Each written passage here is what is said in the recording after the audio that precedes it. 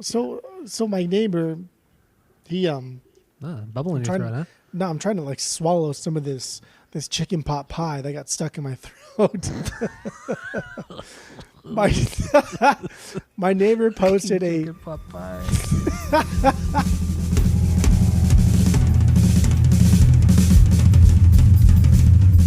Welcome back to Asinine Radio, a weekly podcast where we talk about music, and well, that's pretty much it.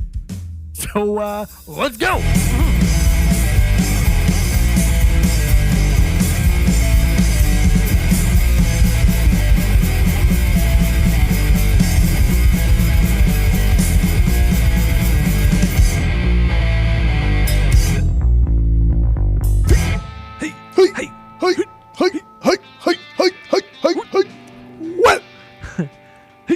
Whoop. This, what a lovely sound. This is Asinine Radio. This is the weekly music podcast. This is the greatest podcast you'll ever hear in your life, because this is the one where we take a different album from a different artist every week and we break it down. We really do our research. We do the best we can. We find out all the secrets about the record, and we reveal these secrets to all of you out there, and we hope you enjoy it, because I don't know, I'm rambling. So go to iTunes, go rate, review, and subscribe to us on there. Follow us on social media at Asinine Radio. Please give us 5 stars on iTunes, because that means the world to us. So go please do that. My name is Tyler. Way out there, hundreds of miles away, way out there in the ether, is Jeff.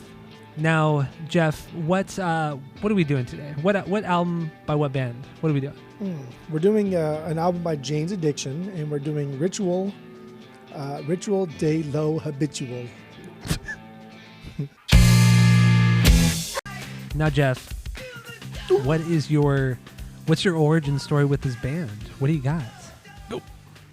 I don't know when the first time I heard Jane's Addiction was.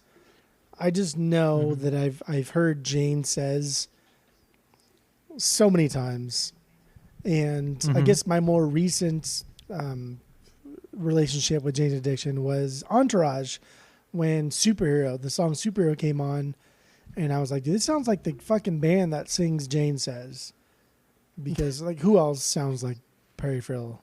So, true. And I guess like that's my origin story. But even then, I never cared. I never cared because I never thought Jane Says was anything to write home about. It's fine. It's unique. But I always just kind of like, okay, that's a 90s song from that band. And even like Superhero, that's not like a great song. It was just an intro song to Entourage. It has that nostalgia for you. Yeah, it wasn't until recently that I really got into Jane's Addiction. And do you remember last year when people were posting like the 10 albums that influenced their life in some capacity on Facebook? Who was posting about that? Oh, I remember. Yeah, just it was a trend in general. Yeah, because I was a part of that. I added my 2 cents to that. So my neighbor, he bubble in your throat, huh? No, I'm trying to like swallow some of this chicken pot pie that got stuck in my throat. My neighbor posted chicken pot pie. My neighbor posted, dude, chicken pot pie is so good. It is good. It's great. My neighbor posted a picture of Jane's Addiction live album, their first one kind of, and he said like, this is not my favorite Jane's Addiction album, but this is the one that really got me into this scene. And I was kind of like, okay. And then we were talking. I talked to him about music a lot, and we were talking, and he was talking about how great Jane's Addiction was. And then I kind of told him my origin story, and he says, well, you gotta dig deeper because there's a lot there. And so I gave the live album like a superficial once over. Thought it was okay. Just to kind of, humor him, I guess, in some capacity. Didn't really give it too much thought. I don't know why. That kind of sucks. But then we were jamming like several months ago, and one of the other guys we were jamming with was playing guitar, and he was playing "I Would for You," the live song from their live album, And it's only 2 chords. It's like a high D and then like a fucking C or something. And it's super easy. And he was playing it. And he was like, who knows this one? And I was like, dude, this could be fucking any song. Like, I don't know. This sounds like generic shit. And then my neighbor just started fucking singing it. And he's like, and he was singing all the words to it. I was like, holy fuck. Like the way you're singing it though, with his like chord progression, I dig. Like, who is that? And he's like, Jane's Addiction, the same album that you're listening to. And I was like, oh, now I got egg in my face. Okay, I get it. Yeah, you're a fool. You're a fool. Who's the fool though? The fool that falls a fool. So okay, I was the fool. Yeah. And then I started like trickling here and there more songs, and I don't know. I guess my origin story really is the past year with Jane's Addiction. Otherwise, it was just Jane Says and Superhero, both of which are very mediocre Jane's Addiction songs. Yeah. Does that answer your fucking question? It does answer my fucking question. Yes, it does. Thank you for the attitude. I really appreciate it. Yeah. So my origin story, I don't remember the first time I ever heard Jane's Addiction, but I've heard that song that we just played, Been Caught Stealing, a million times. That and then Stop. Those are the 2 songs that I've just heard countless amounts of times. But Jane Says, I don't feel like I obviously I know the song, but I don't know. It just never, these 2 songs are the ones that I remember the most. And, I've always liked the songs, but it was never enough for me to go dig deeper. Cause I was never really a fan of Perry's vocals. I never really thought anything of Dave's guitar playing. And then just because of those 2 things, I never cared enough. And then over the last maybe 6 or 7 years, listening to certain podcasts, people have always spoken so highly of Eric Avery, especially of Eric Avery and his bass playing. And I totally understand why. Dude, that fucking guy rips it up. And Stephen Perkins too. Killer fucking drummer. But yeah, and then I just never listened to them until this week, until we decided to do this. And it was fun. Like if you listen to the album rankings, it was a good listen. Their last 2 records were fine, but these first 3, the live one included, they're solid output from the band for sure. But there are definitely some weak moments or weak members in this band for sure. Weak? For sure. Oh yeah. Weak or weaker? Okay, let's say Dave Navarro weaker. is not weak. Let's say weaker. Okay. Let's say weaker. I'll give you that. Because there is one person in this band that I can't. It's hard for me to get into. So do we have any stinkers? Let's start with this. Do we have any stinkers? No stinkers for me. Okay, I don't have any stinkers either. I have 4 bangers. Yes, I have four bangers. Yeah, 4 bangers. Damn, that's it. What do you got? That's all you need. Well, that's not entirely accurate. So how many? What do you got? 9? Because there's 9 songs. You got 9 bangers. I kind of have. I'll say, just for the sake of argument, I'll say 7 bangers. Oh my god! But really, I really have like 6. But one I could do as a banger. Okay. Maybe just because of its sequencing. Classic Girl, the last song, I think I could put as a banger because I think Then She Did and Of Course are my okay songs. Really? I think Classic Girl that's my least favorite song. Definitely the low point of the record. The lowest point of the record was the last song for me. That's wrong, but I don't think the song is that spectacular. I don't care for Perry's vocals on it. The last 3 songs I thought were okay. This is the the bottom of the hill of the album. We started at the top of the hill and we were climbing still, and eventually we got there. And after 3 days, the last 3 songs they were fine. They're okay. Okay, all right. I think Of Course is pretty cheesy. It's pandering. It's a little. Yeah, I mean, do you want to get more into that one or? It has this little middle bleh. It has this Middle Eastern tinge to it, and that's all you need to know. It's And I read something that was interesting about this one too, was that Eric Avery, this is the only song he didn't play bass on because he was pissed off about something and he just refused to play it, and so I think the engineer ended up playing bass on it. And I think what it ended up being was that Eric Avery was just mad because Perry Farrell is kind of a dick and was just controlling everything and micromanaging everything. So he's like over it. So that's why he refused to play on it. Well, I mean, it's completely understandable, as we mentioned in the rankings. That I mean, this band was fucking just like doomed from their first album. And Perry Farrell had demanded 50% royalties because he wrote most of the music. And then he demanded like another 20% because he was writing like guitar parts and shit like that. But he was only writing the guitar parts because he was telling everybody else what to do. And that's what pissed off Eric Avery. He's like, no, dude, I'm fucking tired of you telling me what to do. I'm not going to play in this song. But eventually, Perry Farrell eventually got like 60% of the royalties from this album.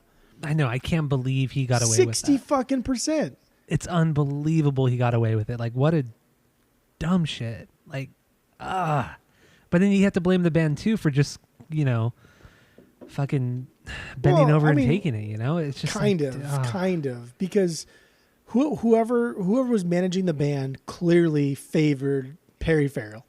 And so whoever was managing the band was probably spinning it to Dave, Eric, and Steven that without Perry, you guys would be nothing.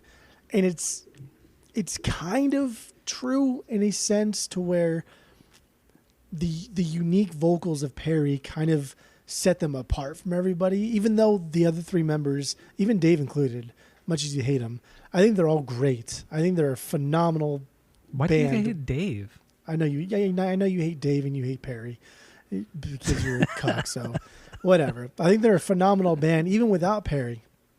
But I think it's like management siding with Perry on this one for whatever reason. And then even so, like, dude, Dave was like, I mean, I don't know. Take this for what it's worth, but Dave has said numerous times in numerous accounts that he has like zero recollection of recording this album because of how fucked up he was so strung out. Fucking. And so it's a band who made a real good name for themselves in the mid '80s, and then got signed to a big label, had a bunch of money, and then fell victim, especially Eric and Dave, to like drugs, and then trying to shake the drug habit. But then Perry falls back into drugs, and it's just different people. But isn't it different times?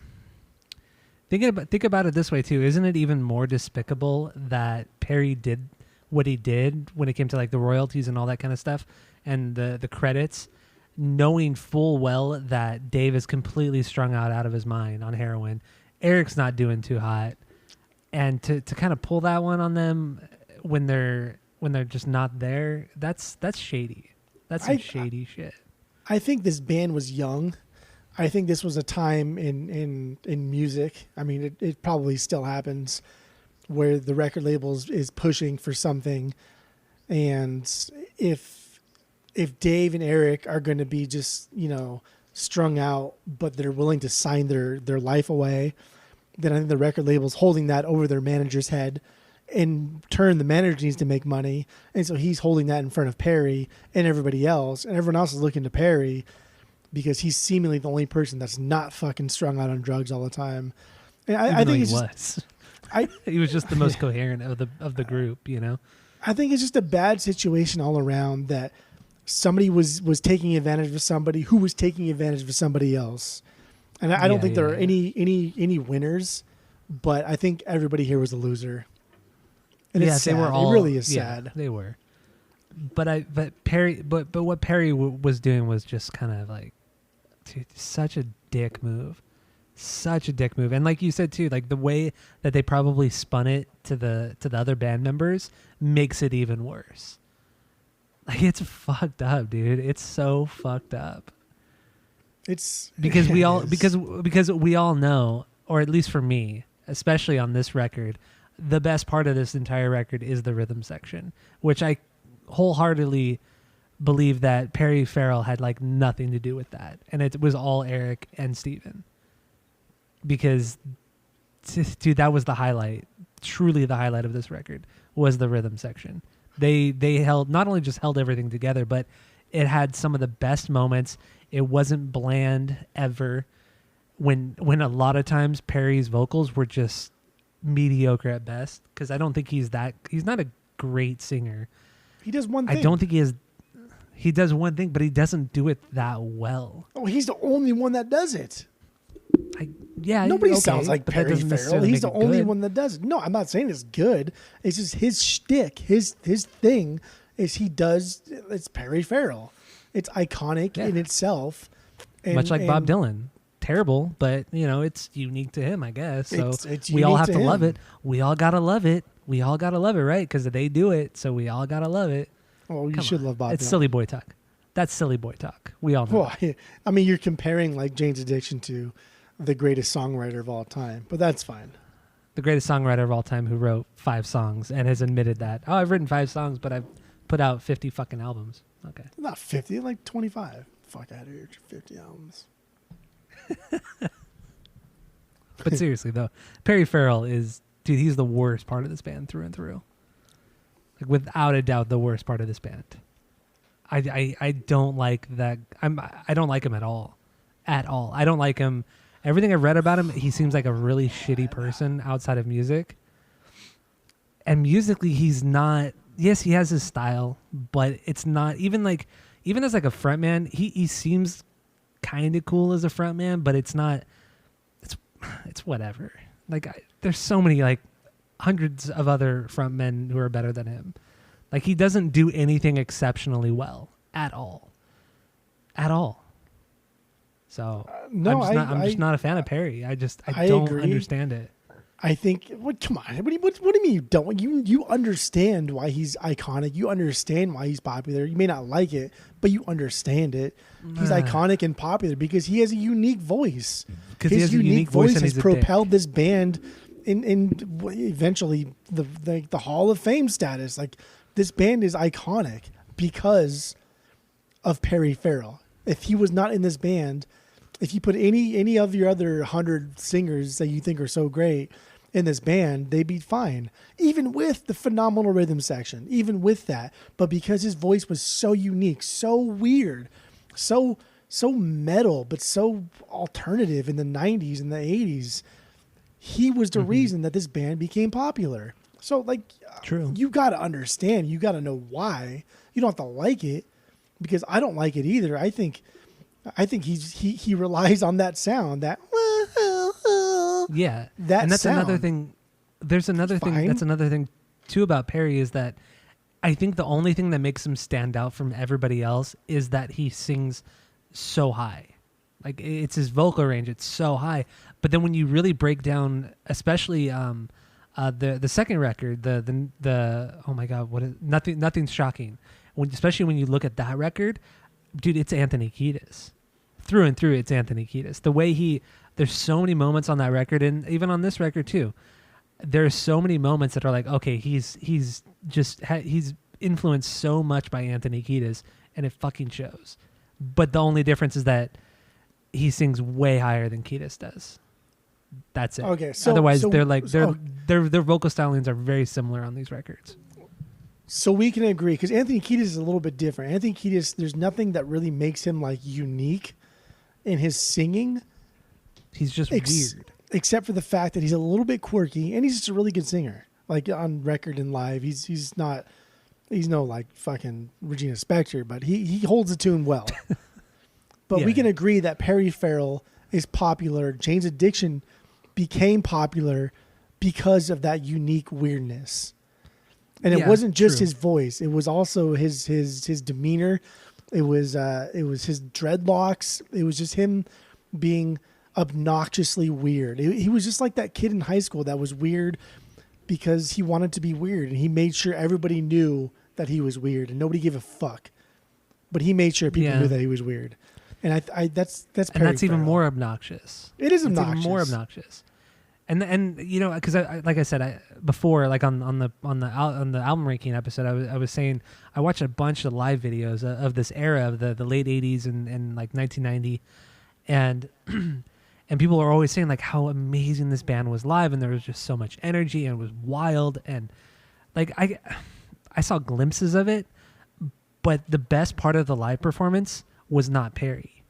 Perry was like he it almost seemed like to the point he was trying too hard to be cool, trying too hard to be weird at times, and it came off very phony. Very funny, but then everything else was flawless. They sounded great live, but Perry was so underwhelming, and I was, as a frontman, I couldn't believe it. I just didn't get it. I don't get him, except outside of the fact that he has that weird voice. But I don't get That's Perry. it. I mean, people fall for less than that. I mean, people like True, bands with frontmen that even have less of a unique voice. He has a unique voice, and he is subjugated to that, because as far as the lyrics are concerned, there's like one song on this entire album that I thought, much like the Static X album, that I thought was like, okay, this is a little bit deeper. Everything else I thought was very, very superficial, very one-dimensional, very, high school. Well, and even the moments where he was talking about, like, deaths and with his ex-girlfriend or that girl, whoever you want to call her, it was still done in a very superficial way. It wasn't done like, it didn't even really seem like an homage to her death or anything like that. It was weird. It was super weird. But anyway, so, I mean, given that, Perry Farrell, I agree, is the worst part of this band. And when I say like worst part, I don't mean like least best. I do think he's like the worst part. Yeah. But very little to like about him. But he does sometimes add some really fucking cool, just weird vocal parts that I think fit well with the weirdness of this band. Yeah, that's true. But that's like Anthony Kiedis too. Which leads me into my second least favorite person is Dave Navarro. But Agreed. I guess we're ranking members now. But yeah, might as well, right? Dave Navarro, this guy he's the host from Ink Masters and he was on one Red Hot Chili Peppers album. To me, this is that guy. But this listen through, I think he's a lot better than I ever gave him credit for. But Agreed. I never gave him a lot of credit, though. I'm not saying he's going down the history books as one of the best, but he's definitely exponentially better than I ever thought he could be. Very true, very true. And he surprised me the most out of anybody on this album. I wouldn't say he was terrible. I wouldn't say he surprised me the most, but I was very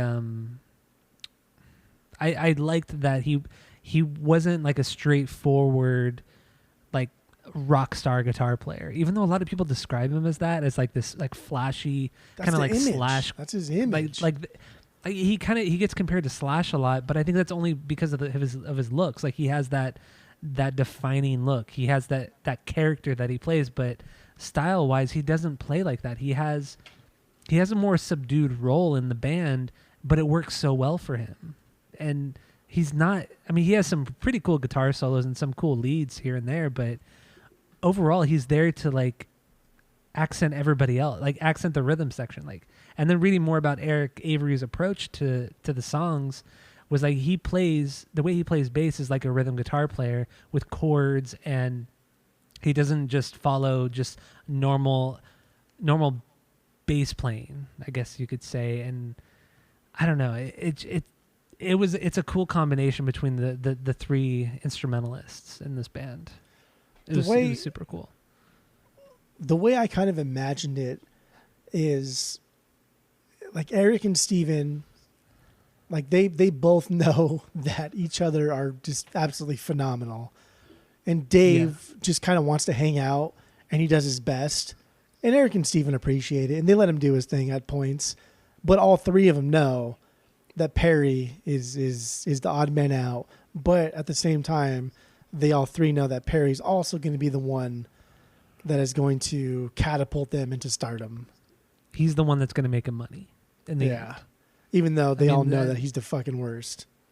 Yeah, I mean, it all. I think with this band, it all comes down to money, and that's why I feel like the two reunion albums that they did in the 2000s, they were cash grabs. Like, come on, they had to be, because they just totally were, and it really goes to show how much Eric had to do with the music and how much he contributed to the songs, because like we talked about, those two albums were just so lackluster. And then you listen to this record and Nothing's Shocking, and you're just like, dude, I mean, he shines. He absolutely shines in every song, even the slower songs that shouldn't be intricate or anything like that. He has some great moments, absolutely great moments.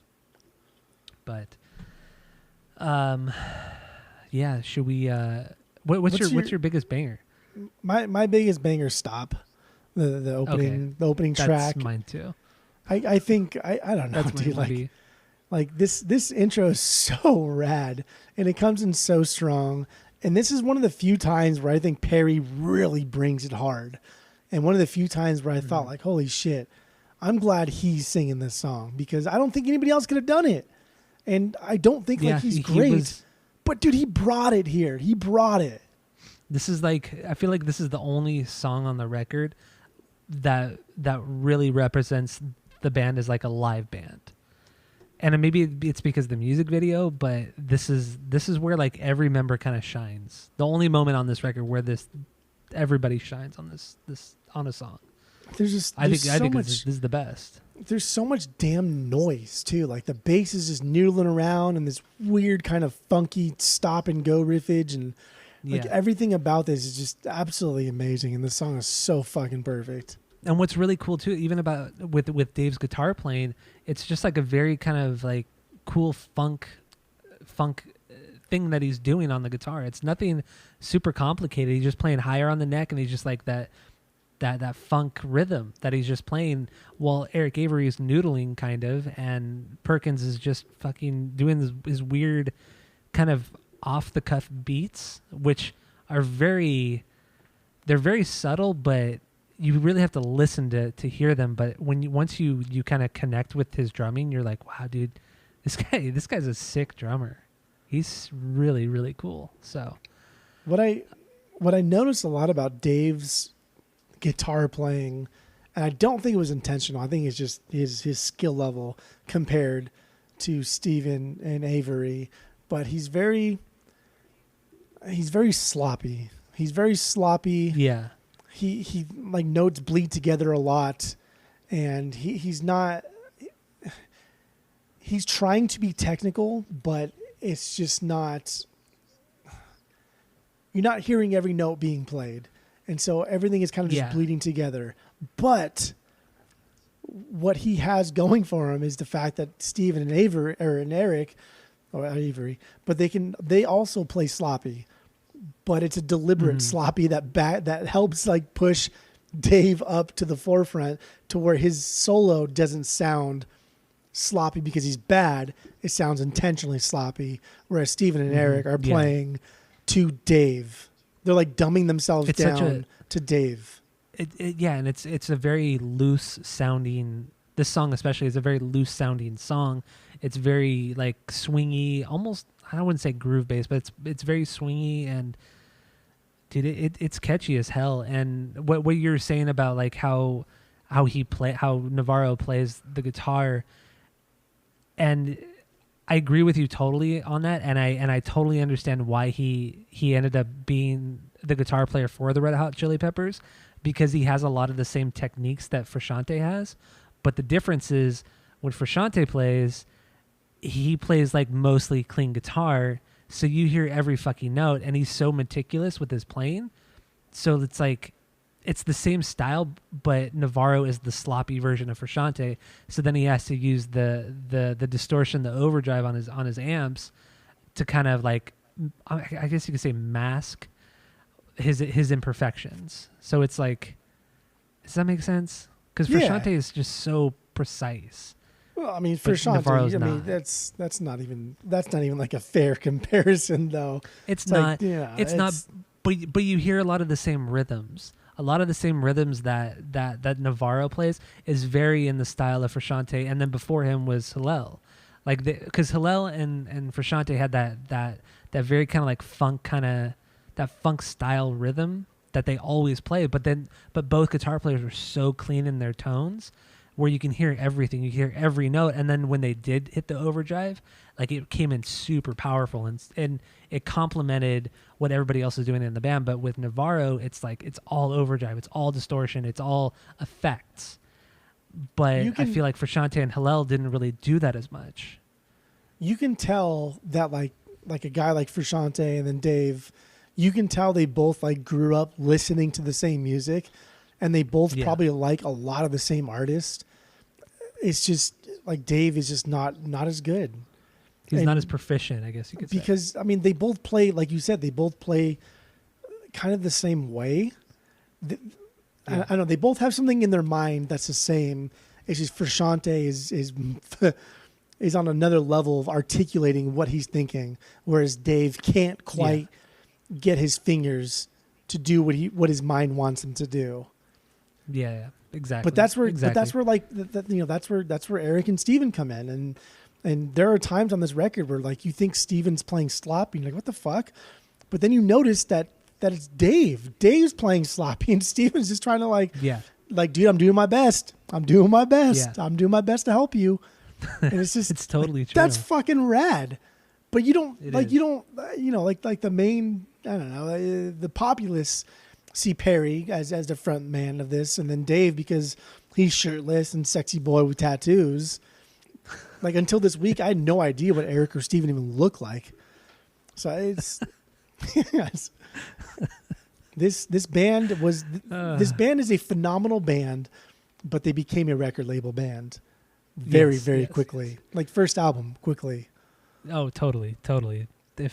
And it all comes down to greed in the end. That I think that's what destroyed the band was the egos and the greed from really one member. But whatever. Let's I want to play Stop because listen to that first. Okay, so the first time that it gets dead quiet, like one of my favorite parts in this record. It's so stupid and it's just so dumb and pointless. But the first time that it stops, it's really quiet, and then you hear this really faint cymbal hit. That's my favorite part. It's like almost entire album. It's so dumb. Love it. Love it. Okay, here's Stop from the Jane's Addictions. Señores y señoras. There it is. Stop from Jane's Addiction. The opener. The best song on the record. We both agreed on that one, which is nice. It's always nice when we agree. Doesn't happen often, but so that part like kind of around like the 140 mark, right? Is that what you're talking about, the quiet part?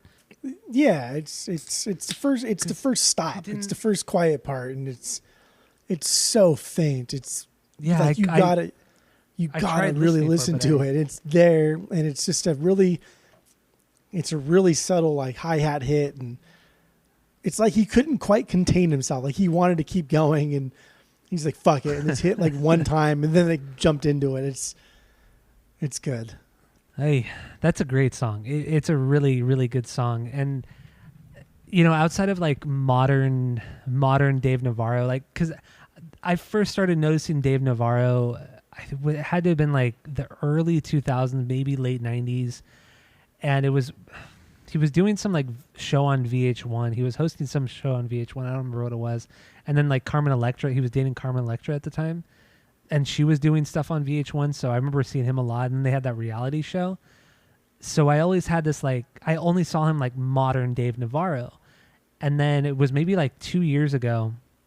I like some video clip of this music video came up. And I'm like, dude, there's no way that's Dave Navarro.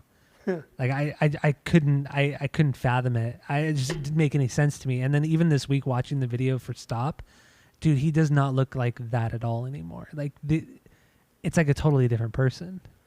Because he's like, I don't know if and not a complete wiener. No, not even that. Just like his face, everything about him just doesn't even look the same. Just that, I mean, because now he's very, very light skinned, but in this video he's much darker skinned. His facial features are entirely different. Maybe it's like the facial hair too. And I don't know, man. He looks completely fucking different. I would never recognize him. But then Perry Farrell, he looks exactly like how he did in 1990. The dude hasn't fucking aged. Yeah, I think like Dave Navarro for sure. I mean, he clearly has had a lot of work done on his face. Yeah, I mean, he doesn't look bad. Watching, he's not like an ugly person. He looks the same. He looks like an old guy trying to look like he's young. Like that's the type of work he's had done. Like clearly, we all know you're old, dude. You've been around for decades. But even looking at him in like 2000, 2001 compared to 1990, he doesn't look the same. To me, I couldn't believe it was the same person. When I first came across this video a couple years ago, I couldn't believe it. Blew me away. But I don't know. I don't know why. The video is it's so cool though. The video is awesome. It's rad. It's just a backyard party. It's Perry surfing. It's just like, it looks like so much fun. Looks like such a good time. And I have that amp too. That Marshall amp he's using. I have that same exact amp. It looks like a band that's just having a good time, and you can't help but think that it's all a sham. It's all a joke. It is. I know. It's hard not to think that. But they do a good job of acting. You know, I don't know, playing it off like they're having a good time, even though they probably haven't had fun in like 2 or 3 years. But you know, I don't know. It was. I really enjoyed the video. It was out of the 3 videos for this album, this was easily the best one because I think Stealing had a fun video. It was fun, but it was so funny. 90s. It was funny, but it was very, very, very 90s, which was fine. You know, I mean, what do you expect? But the video for what's Classic Girl, dude, that video was terrible. Yeah, it was garbage. Terrible. But so yeah, that's our 1B. So what do you got for your 2B? So my 2B, my 3B, I still kind of went back and forth. It was kind of a tie between Been Caught Stealing and then the next song, 3 Days. I really like 3 Days, so I may give that my 2B, but I don't know. So yeah, 3 Days didn't make it as a banger for me. Oh, dude, the song was so good. I mean, I understand what they were doing, but it was just like it was a cool build up, kind of towards like, you know, the latter half of the song. But like if there was more like ups and downs in the song, it could have been way cooler. But it was a lot of the same for me. But that was, I mean, it's not a bad song. This song easily has like the best fucking bass line that Avery did on the entire album. No, right it's when it great. starts off, totally great. That is like the coolest bass line on the entire album. And like clearly, yeah, you're right. Like there's a deliberate attempt here to write some type of like Stairway to Heaven or Freebird or whatever they thought they were going to write. Like you can clearly hear that. But like it's heavy and sludgy and it's still pleasant, and Navarro really like steps up his game. This was a song that really made me think like, okay, Navarro isn't just a face and pecs, because it's you know, he does a lot of cool like clean riffage and I mean normally he adds a lot of delay and verb on his stuff, whatever. Just kind of hide all his imperfections, but which is you know, fine. Like, I mean, it's fine. Look at Jimmy Page. It's kind of the same thing. Well, Jimmy Page not the most perfect, good guitarist, but he is a great guitar player. But I mean, he's top 30. He hides he hides his imperfections behind, you know, distortion and all kinds of stuff. Yeah, but then he can like look at Over the Hills and Far Away. Like he can do acoustic shit just as good. Like he can be quick. Yeah, it's true. Fuck out of Jimmy Page. But if we're talking about like classic guitar players too, Tony Iommi, I think is a better guitar player technically than Jimmy Page. I stand by that. I could see technically innovative, maybe no, but technically I could see that. I see. I don't know. I think Tony Iommi is more innovative too. I think really Jimmy Page do. did more for music than Tony Iommi could ever think about in his ring finger or whatever finger it was. his two fingers, not even just one. It was 2 fingers. Oh yeah, it's 2 fingers. And he chopped off. Anyway, but anyway, 3 yeah, days. we're 3 getting away, days, yeah. dude. When the band comes in together, it's heavy and it's loud, but it's not too much. You like there are times you can come in too heavy, and what I liked about this song is there were, for instance, when they come in and it's heavy and it's loud. When you come in too heavy, sometimes you can lead the listener to think that a major like pacing change is coming on very quickly. Oh yeah. So that's when true. people come in really heavy, really loud, you're like, okay, something's going to change fast. And then if it doesn't happen, as the listener, you're kind of disappointed. This song comes in really heavy and loud, but it doesn't cross that line to where as a listener, you think that something else is going to happen. And then when it doesn't happen, you're not let down. And this entire song is just, dude, it's slow and it's deliberate. It speeds up, but it's a slow burn. And the payoff it's comes a very only, slow burn. dude, it comes only after we've earned it. And there's even like a couple parts. There's a couple parts around the 4-minute mark that seem like a natural place to change, but they don't. They purposely don't. And they even kind of like trick you. You know, they like double time the drums real quick and then go back into the same thing. And then usually when you do these little cues, when you lead into things like that, you know that the song's going to change, and they don't ever do it. So it's just this like in much as a song is what I read, it's just about Perry's 3-day 3-way that he had with 2 other girls. Much like that kind of concept, it's just constant climaxing. You're constantly crescendoing. You're constantly getting better and better and better. Everything's just getting better. Life couldn't be better until it's better. And that's what this song is about. It's just constantly gets better. Yeah. But it never even really explodes. It never gets like crazy. It just gets good. I wouldn't say it just gets good.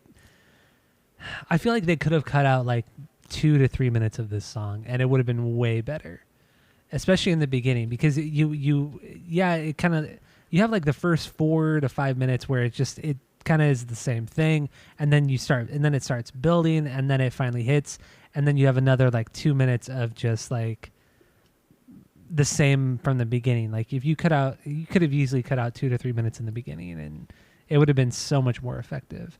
Not to say it's a bad song, because I do like this song, but it's not a banger. And I like what they were doing with this, like lyrically mixing it with the song and all of that. I think that was really good, but it could have been shorter for sure. Because they're ambitious, but they're not good enough to be that ambitious. They're just not. Well, at least not Navarro and Perry, but Steven and Eric definitely are. But then I feel like Perry held those 2 guys back, like really held those 2 guys back. Well, Perry doesn't even sing for half of this song. I know. He's completely absent for half of it. And then the other half is really just all of Steven and Eric. And then parts of this song, which is what really like kind of made me realize that Dave is a really good guitarist, because he's a really good guitarist. No, he's good. No, yeah. He's fantastic. He's not like the best, but he's really, really fucking good. And he has a lot of solos here. And a lot of his solos are very just like jammy shit. And it reminded me a lot of like somebody who's a really big fan of both the Grateful Dead and Van Halen. Somebody who likes just psychedelic jam numbers, but also really likes metal music. And that's how Dave Navarro kind of plays. He's not like exceptional at it, but he's really good at it. And that's what he does well. He's good enough to where it doesn't sound like shit. And then luckily he has Steven and Eric backing him up to where it makes him sound even better. Mm-hmm. See, that's another thing too that I thought was so interesting about Dave Navarro, was that I've always pegged him as being like a very bluesy guitar player, much like Slash was, or Slash is, I should say. Very blues based, but Navarro really isn't that. He is more funk based. He is more metal based, but he doesn't like. It's weird because he doesn't shine in either one of those genres. He's good. He's definitely good. He's just not good He's enough. he like I'm not even like talking shit on him because he is a really good guitar player. He's very good, but what he's doing is just like it's definitely not bad at all, but it's just like I don't know, I can't even explain it. It's weird. We're weird. kind of shitting on him, but we're also I mean, we've done a lot of really good artists on this pod. Like look at John Mayer. Like John Mayer, to the layman, like you would never think John Mayer's, good at the guitar, right? He does not look like he's good at the guitar. No. A lot of his like solo music is very pop focused, and it's got blues elements here or there. But you would never think like John Mayer can fucking shred it up. Look at him. And then he he goes and tours with fucking Double Trouble and does entire sets of Stevie Ray Vaughan with Double Trouble. And just fucking destroys it. And then more recently, in the last 4 or 5 years with Grateful Dead, he's pretty much taken over Jerry Garcia's role in the band and has been touring with them. Slays it. And he slays it with Grateful Dead. He slayed it with Stevie Ray Vaughan's band. Dude, the guy is a remarkable guitar player. When we talk about how Dave Navarro is not a good guitar player, it's just like, okay, well, like we're comparing him to some of the greats when John Mayer is kind of one of the greats. He's fucking phenomenal. And he really but is. Dave Navarro is also really, really, really good. He's like B plus, and of all like the greats, he's like B plus, which is really good. No, I agree. We talk about like B team bands, like Deep Purple's like the best of the B teams, right? Yeah, like totally. Fucking Grand Funk are up there in the B teams. B teams for sure, yeah. Richie Blackmore is a great guitar player, but I personally wouldn't put him up there with Jimmy Page, Tony Iommi, or anything like that. But no, he's fucking one of the best of the B teams. Oh, I think Richie Blackmore is the best of the B teams. But sure. Coming off the bench, like, come on. Like, how many Lamar Odom in his heyday coming off the bench? Are you kidding me? Unstoppable. Like, just because you're coming off the bench doesn't mean that you're, like, bad. And so, yes, we are shitting on Dave Navarro a lot, but he's not bad. He's still really, really good. A lot better than for sure, like me, I think we both ever gave him credit for. No, and I think I think we're also being very critical of the band and him in general because of how highly regarded that they are, and we've never really like seen it, or even now we don't really see like. I think this is another one of those bands like you had to be there to really get it, to really truly get the feel of the band and what they were going after. You had to be in that generation and that scene. And we just weren't there. It was before our time. So that's kind of how I'm viewing it too. Yeah. So I mean, you're right. It's because definitely nobody in this band is truly bad.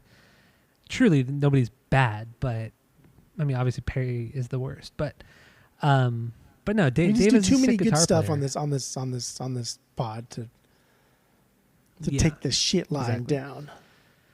Exactly. And Eric Avery is dude, an underrated bass player. I mean, I can't believe I'm saying it, but he is an underrated bass player for sure. I can't believe I'm saying it, but he is. I think so too. I mean, especially on their first album, Nothing Shocking. I think he had some of his best parts were on that album. Some of his funkiest stuff. And this band is really funky too. Just really like early Chili Peppers funky, just really like nasty stuff. And you can tell Dave's trying really hard to keep up with Steven and Eric, because Steven and Eric could just write a fucking album by themselves and just lay down bass lines. Coolest fucking thing. It would be just phenomenal. But like you can tell Dave's trying to keep up. Like it's a jam session with somebody who's not quite on the same level, but they are having a good time. And that's Dave. Like he's trying. That's the best way of putting it. They're a band where not everybody is as good as the other, but they're all just having a great time just hanging out. The problem with Dave is he puts on this aura, this mask that he's like God's gift to women for one, and the guitar world. So that's a little irritating. His image is irritating. Yeah, and he can't really back it up. His image is the worst part of it. Yeah. Because Slash has almost the same image. Like Slash and him kind of had the same image. Well, and they came around at the same time too. So there's that. But Slash is phenomenal and better than Dave Navarro. I agree, and I'm not even a big fan of Slash, but I agree with you. So what's your 2B? My 2B is Ain't No Right. That one is the. It starts out with that like that weird intro with like the electronic beat. I guess some have said like drum a dub bass, beat, baby. But I don't know. It sounds kind of silly. It's so unnecessary. But then it immediately jumps into that punk bass line, and you're just off to the races. It's so good. It's so fucking good. And the way that Eric and Steven play off of each other in the verses, oh my god, it's to die for. To die for. It's unstoppable. Like that entire, just those things right there make this song my 2B. Just that rhythm section. I don't even care about Dave and what Dave and Perry are doing. Like what's going on with that rhythm section it's flawless. It's perfect. Well, I mean, you don't really need Dave or Perry at all in this one. The bass is very, very burpy. It's very loud. There's a lot of soundscape stuff going on. There's a lot of like swells and phaser effects, and they kind of add to like the weird quirky element of the song. But I mean, that's just Dave trying to make his presence known, to not be excluded. But then it's also so annoying that like Perry tries to like kind of take over the greatness of the song by having that intro there, and then just other moments in the song. It's so annoying. It's just like, let the rest of the band breathe and do their thing. But no, you got to be front and center because you think you're a cool frontman, but I don't know. This is one of the songs they had been playing since like the beginning, since like mid 80s stuff. Makes sense. This is one of their older songs. So I'm going to play a little bit of it right now. So here's Ain't No Right from Jane's Addiction.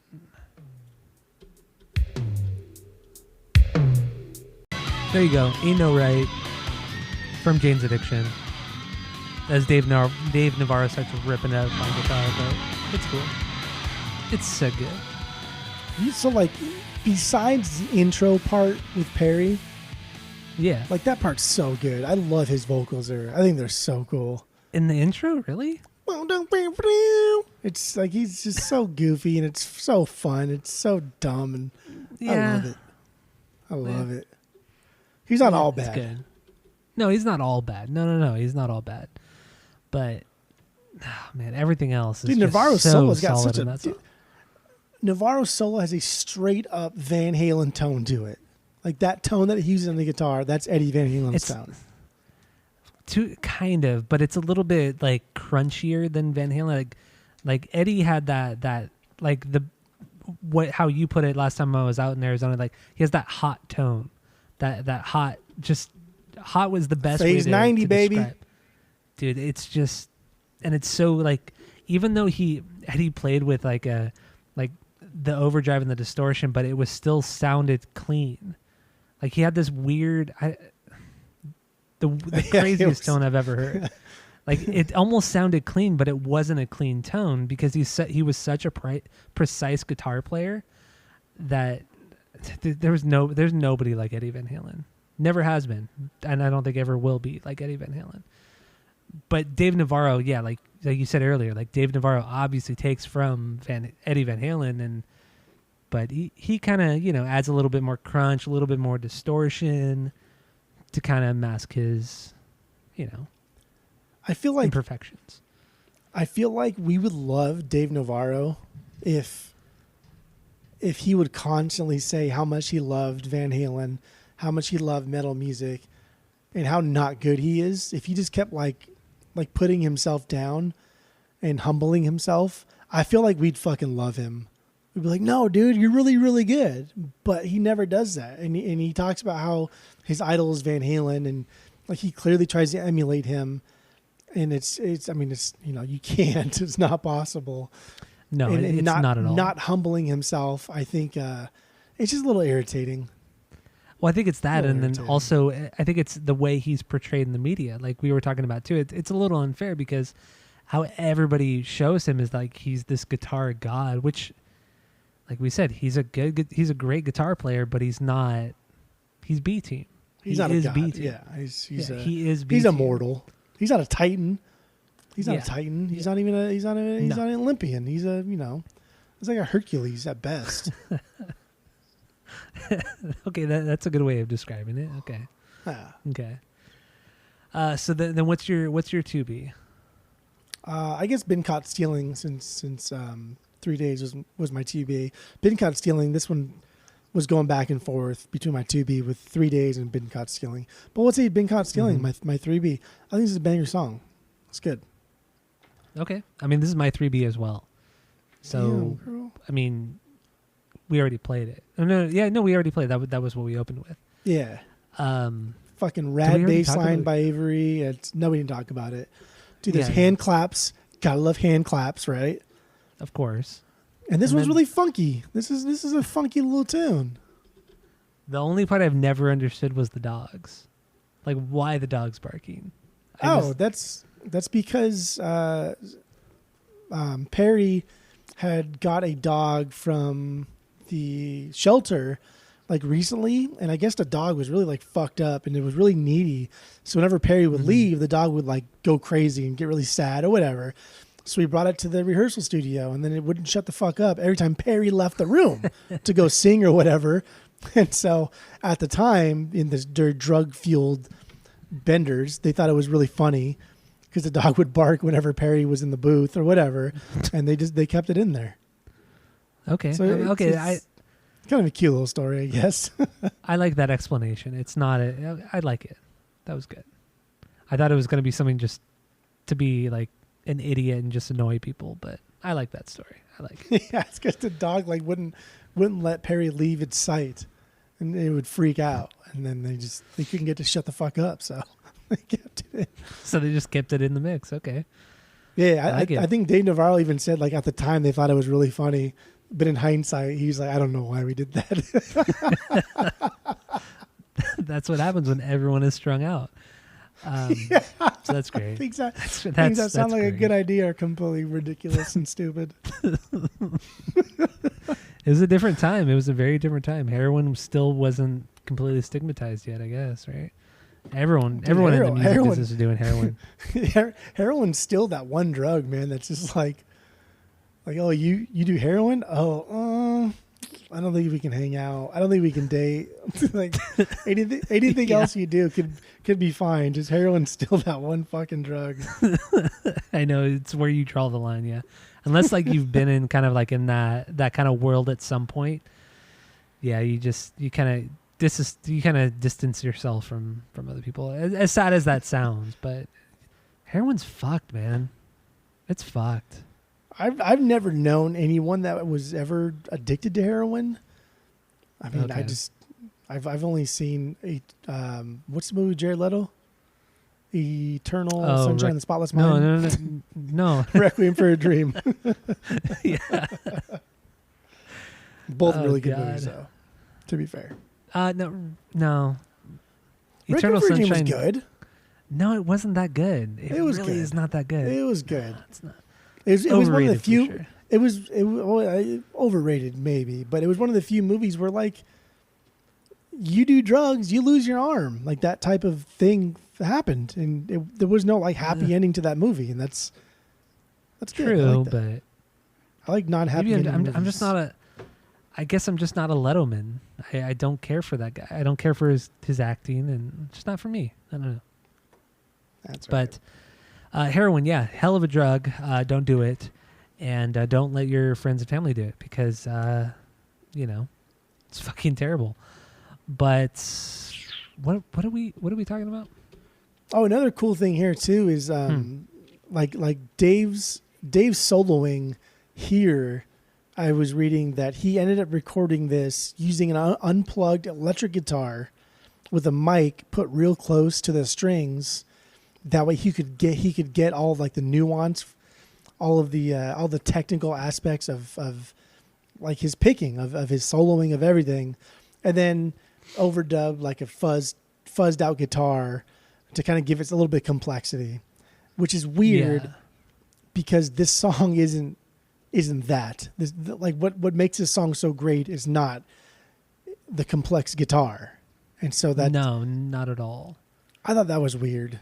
Like out of all the songs to be proud of, like this is the one. Okay. But this is also a guy who is not like it just seems like a weird move considering he's not the most precise of a guitar player. He's a sloppier guitar player. So why would, I don't know, that seems strange. I think he was getting frustrated because again, like he is really good, but I think he was getting frustrated at the overuse of the fuzz and the distortion to where his actual picking was getting muddled and it was getting kind of phased out and he wasn't hearing it. Mm-hmm. And he was probably getting frustrated, and that's where that came from. But okay. Like again, he's really good, but he's not a leader. He's not like I hate comparing him to Eddie Van Halen because it's not fair. But he's not a leader. He can't drive a song forward just with his guitar the way Steven can, the way Eric can, even the way Perry can. He can't drive. Dave just can't drive a song forward. He is supporting cast only, good supporting cast. But also but just supporting cast. I guess one way of looking at it too is like, can you actually hum along to any Dave Navarro guitar riff? You probably can't. No, maybe stop, but that's just the pacing, not the riff itself. Yeah, not the riff. No. Yeah, it's definitely not the riff. But when you look at it with any other guitar-driven song, you can hum along to anything. You can hum along to I don't even know. Well, to pretty much anything. Dude, anything Frusciante's ever done with the Chili Peppers for one. Yeah. I mean, that's true, yeah. First and foremost. Fucking, you can hum along to Eruption by Van Halen. Like, you just have a guitar-driven song only. That's a song in itself. That's very true. And he's literally just shredding on the guitar.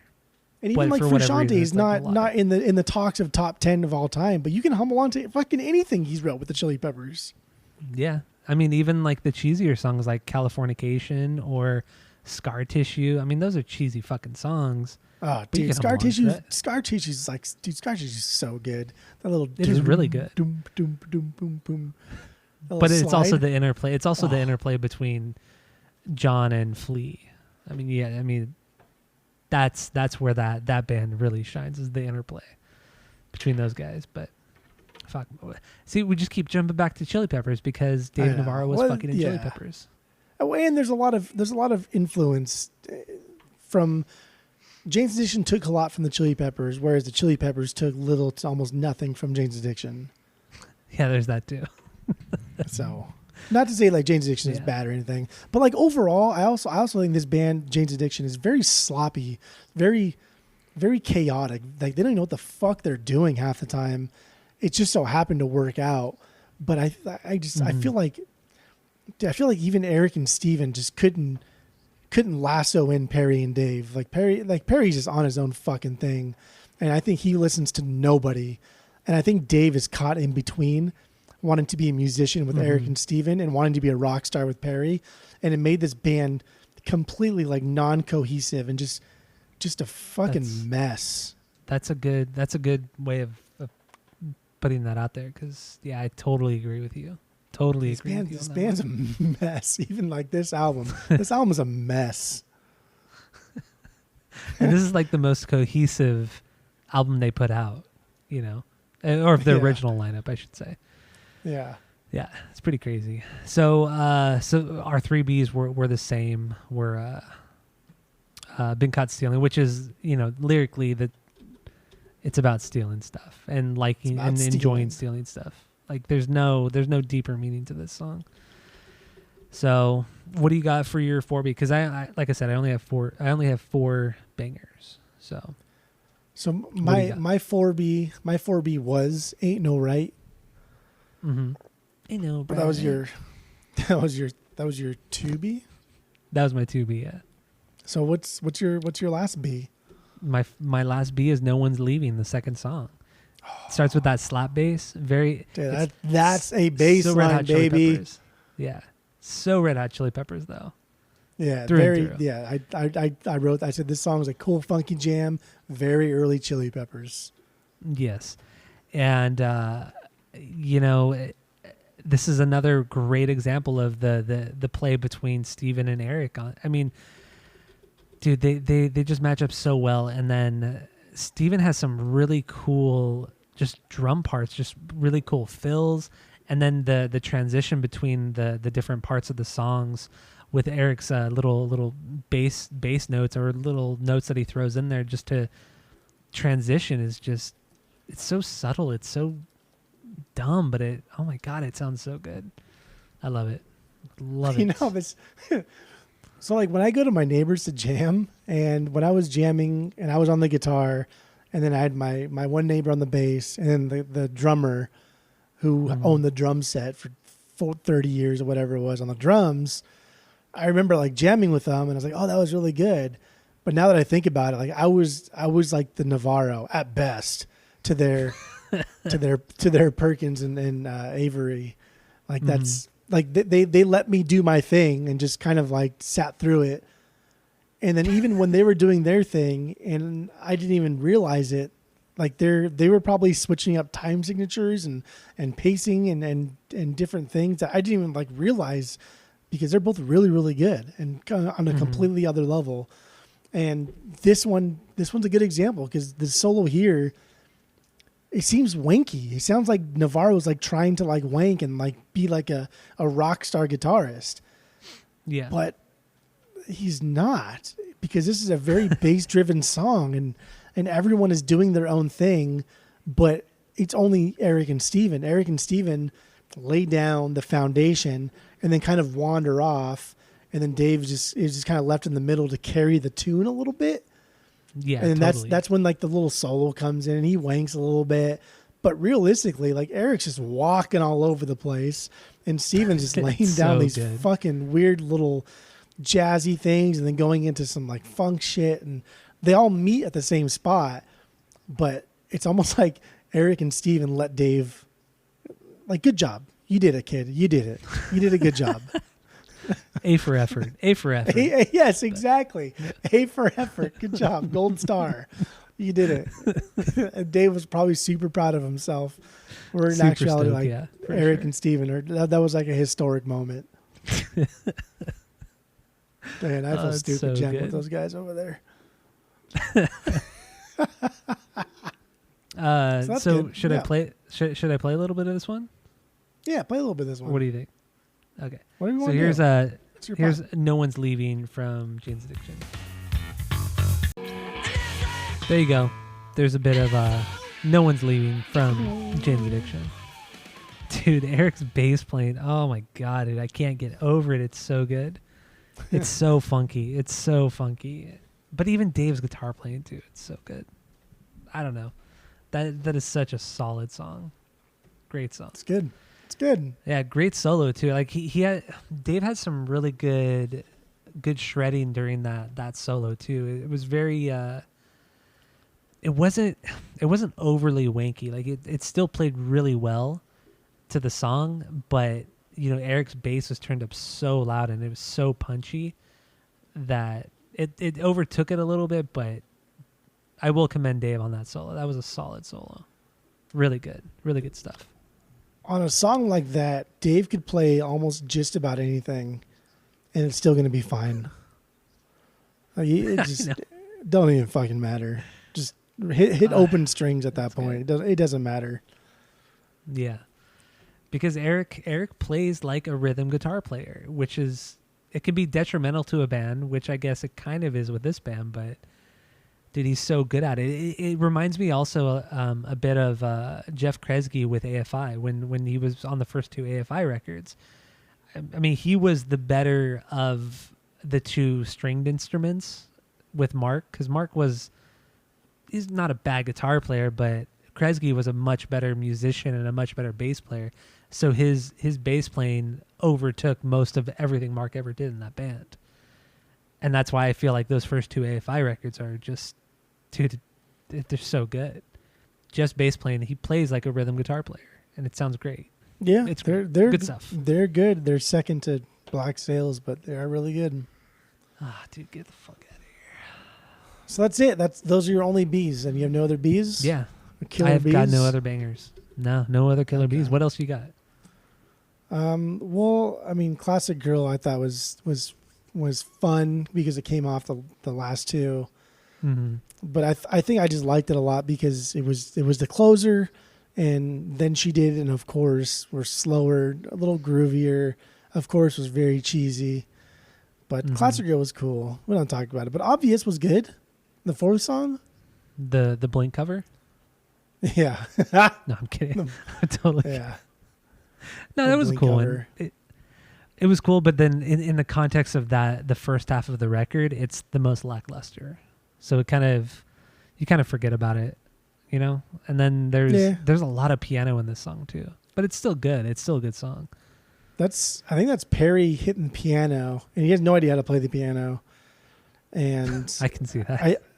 I think like just going along the theme of the song of just, I don't know, kind of being like, because the song's about some dude that was always trying to like drag Perry down and tell him that he ain't nothing, but Perry's like, who the fuck are you? They don't even know me. And I think like that playing, that shitty piano playing is just Perry kind of, it's like, I don't give a fuck. I'm just gonna do what I want. And there are a lot of times in the song where the piano is just, dude, not even hitting the same fucking notes. Like it's just all over the place, and it just sounds like shit.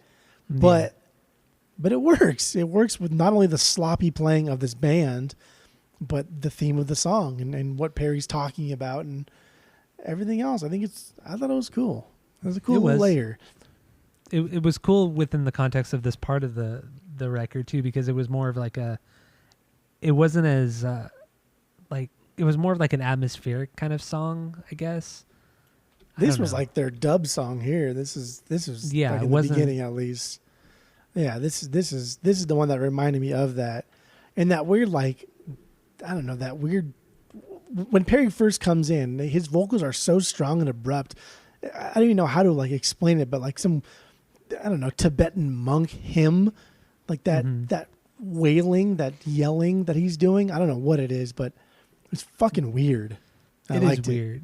There were cool moments like that, but I feel like there were also moments where it would have been cool if Perry just kind of sat back and let the others do their thing, and just kind of like, there's a lot of vocals on this song. Yeah. Almost to the point where it was just, I don't know, it was a little much, but overall it was a cool song. Definitely a cool song, but just not a banger for me. But I think, like I said, that's only really because of where it sits within the album sequencing. So it's hard to keep coming off Ain't No Right and then going before Been Caught Stealing. I know. That's tough. It's really, like, it would have been way better if this was after Been Caught Stealing. So this would have been like a cool transition into the slower part of the record. But I don't know.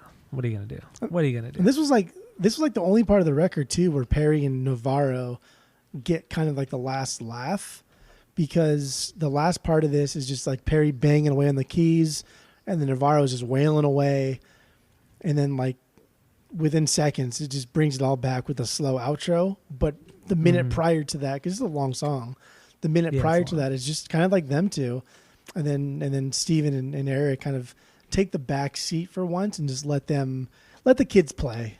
Let the kids do their thing. That's what I was going to say. I was going to say that, and then they come back in to fix all the wrongs, and then they finish it out. Like, all right, guys, all right, shut the fuck up. Here we go. Let's end this. we got to end the song because you obviously can't do it. Do you want to play a little bit of Obvious? No, that's all right. That's all right. You sure? Yeah, that's all right. Okay. Sounds like it's the Blink song. Oh, no, the Blink song. I mean, I could play the Blink song. Do you want to play that one? I mean, that would be awful, but yeah, you could play the Blink song. Nah, I'm not going to do that. That would make zero fucking sense. It's a better song. I mean, but I don't know. So we've talked about every song on this record. Yeah, every song. I mean, there's only 9 songs, but whatever. 9 songs, 51 minutes. Oof, what an album. What an album. Yeah. We can wrap it up. Let's wrap it up. Wrap it up. What do you got for your final thoughts? And then your ranking. We have a 3-point ranking system where 3 is a perfect album. 2 is a good album you're going to continue to listen to. 1 is a bad album, but give it a shot. And 0 is just awful, trash fire. Don't bother with it. So what do you got? I guess I was surprised. This has been the second week in a row where I've been pleasantly surprised at the overall discography of a band. Last week was Static X, and this week was Jane's Addiction, and both weeks have been at least entertaining. And this one was fun. This one had a lot more history to it than Static X did. There's a lot more to read about, a lot more personal than Static X was, even though the demise of Wayne Static was, just as bad as some of these guys' backstories or whatever. But this was fun. I had a great time with it. I'm glad we did this. I just can't imagine I would ever do this outside of like the pod. Had we not just did it, maybe like somewhere down the line I would have listened to one of their albums, but I just never would have dove this deep into it and really appreciate it. I probably would have listened to probably their first album and then been like, okay, that's fine, whatever. Because I don't know, I don't like Jane Says, and that'd have been it. So I'm glad I did this. I have a newfound respect for Dave Navarro, mostly because I had zero respect for Dave Navarro, but now I have a newfound respect for Dave Navarro. I have a lot less respect for Perry. I didn't have much to begin with, but now I have like zero. And then holy shit, dude, like Steven and Eric, like I had no idea that they were the backbone of the band. They were the reason this band essentially were good. Not the reason they were unique, the best part of it, but the reason they were good. So yes. Yeah, given that, I'll listen to this. If I see this on the vinyls, I'll even buy it. I've already checked. It's like a $30 record. That's not going to happen. Fuck that. No, so, definitely not. But I mean, if I saw this like even new for $20, I'd probably pick this up because the first half alone is just like, that's fucking good. Like, Stop alone is $20. Damn, that's $20 for a brand new. Yeah, I'd buy this for $20. Okay. All right. Given all that, I'm gonna do. I want to go as high as a 2.5, but I don't know if I could do 2.5. I don't think you could. I'll do 2.4. I give this album 2.4. I will listen to this. I will listen to this again, but I really could do without Then She Did, and then the 3 days, or whatever the fuck those two songs were back to back. Not 3 days. Then She Did. And I know. I get it. Whatever those two songs were. I already deleted my notes, so. The Middle Eastern sounding song and the one before it. Those two songs I could do without. But everything else, like, I thought was fucking phenomenal. And Stop and Been Caught Stealing Alone is worth another listen. So I'll do 2.4. 2.4. That's way higher than I thought. But yeah, me too. Fucking A. Okay, so my final thoughts real quick. This was a much better week than I thought it was going to be. I did really enjoy myself. There was no bad moments, even though the last two records I'll never go back to. But these first three for sure. This was fun. This was really fun. There's some really great moments, like you said, with Eric and Steven. I mean, truly the greatest part of this band. And Dave was better than I thought, but still, he's B team. Like we've already said it several times. He's B team. Perry is, dude, just not good. And then I don't know. I think as a whole, this album is cool. Like I'm totally cool listening to this front to back. I don't get bored at all. But then, the first half is clearly better than the second. Just it's almost like you get through the first 5 songs and you're like, okay, I'm on this I'm in a good mood. Like I'm really enjoying myself. And even like the kind of downer moments after that, you can kind of get through them because you're still kind of on that high of those first 5. So it's interesting. It's very interesting. And just, like I said, much better than I thought. And huge shout out to Eric Avery, because that guy, man, that guy deserves every bit of credit and respect that he's ever received, because solid. But my final rating is I'm just going to give it a 2 out of 3. I think it's solid, but it's not anything above a 2 out of 3. I'll go back to it. Damn. Definitely go back to it. Yeah, definitely go back to it. But if almost every song was like a through and through banger, then I would give it higher. But the second half of the record they're not bangers. So you're just still, like I said, you're still feeding off of that high of the first 5. So There you go. I give it a 2 out of 3. 2 out of 3. So, yeah. I don't know. You got any fighting? You got anything else to say about it or what? No, that's it. That's all, folks. Okay. So go to iTunes, go rate, review, and subscribe to us on there. Follow us on social media at Asinine Radio. Thank you all for listening. Stay tuned because, I don't know, next week, I think I know what we're doing, but I don't know. Listen to that too, because what else have you got to do? Nothing. So that's it. That's all.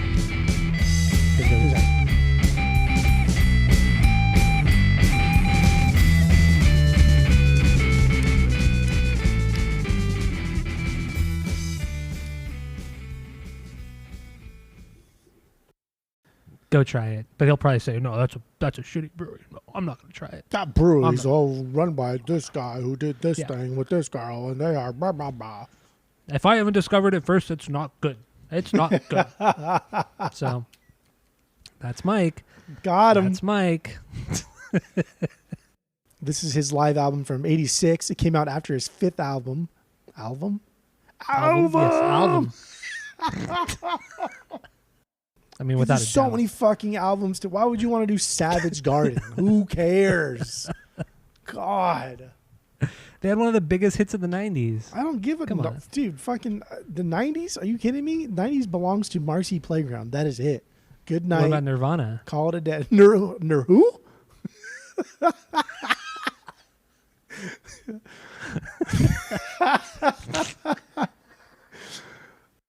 The joke was, why can't you take a shower with a Pokemon? Because he might Pikachu. That's a classic. 20-year-old classic right there. The other thing that came out was The Offspring, their new record called There you go. called Let the Bat. What a fucking mess. So my neighbor, he Bubble in your throat, huh? No, I'm trying to like swallow some of this chicken pot pie that got stuck in my throat. my neighbor posted Chicken pot pie.